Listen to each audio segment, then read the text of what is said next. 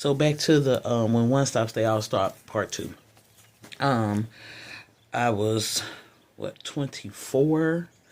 So my youngest daughter, I mean my oldest daughter, was 4, and then she was 4. The other daughter was 3, and then I had a son that was 2, and my youngest daughter of the 3 was 6 months old. So, and the one that I just recently had the fight with was the one that's 6 months old. So I understand, she didn't grow up with me. Yeah, she wasn't raised by me.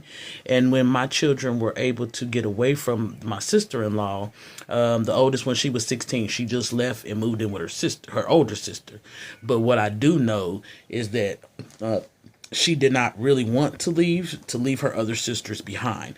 So my son, that was 2, he actually had his own father, who eventually got out of prison and came and got him from her, from my sister-in-law. So, I did that because they were going to separate them. And it wasn't. It was that I was having an issue with being able to get sober, but I didn't have any support. Like their dad, he didn't understand what DFS meant. They call your phone. You can't hang up on them people. You can't cuss the people out for popping up at your house, and that's what was happening.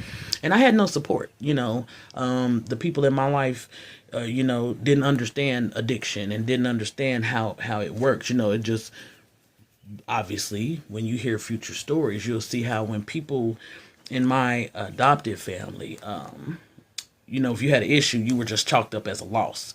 It was no, obviously from way back when I was sexually abused by my older brother, it wasn't a therapy. Let's get her some therapy. Let's get him some therapy. It was none of that. It was like, here's the rug, here's the broom, sweep it. Let's forget about it. Pretend like we don't remember.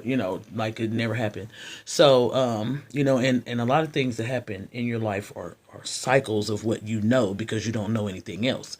So I remember.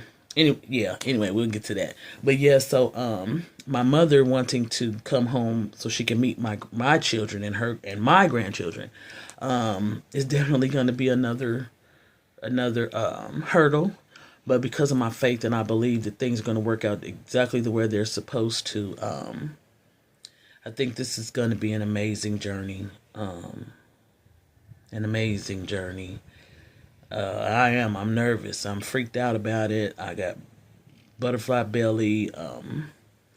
But again, prayer, faith, and just keeping an open mind, positive mind. I'm positive. I don't ever want to have to be battling with my kids. When you feel like you're grown enough to want to think you can put your hands on your parent,